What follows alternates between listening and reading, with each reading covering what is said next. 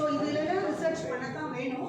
நாங்கள் கொஞ்சம் பேர் இருக்கோம், பண்ணிட்டு இருக்கோம். பட் இன்னும் நிறைய பேர் வரணும். நிறைய பேர் வந்து இதில் வந்து ரிசர்ச் பண்ணால் தான் நம்ம கண்ட்ரியில் நம்ம இதுக்கெல்லாம் ஏதாவது சொல்யூஷன் கண்டுபிடிக்க முடியும்.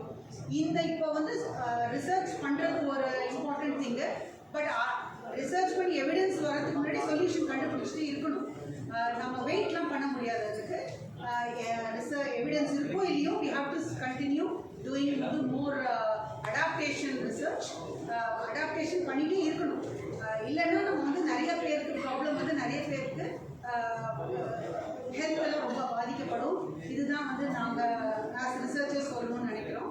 And more institutions to come forward to do more climate research. This is very, very important because this is in the era the biggest problem is climate change.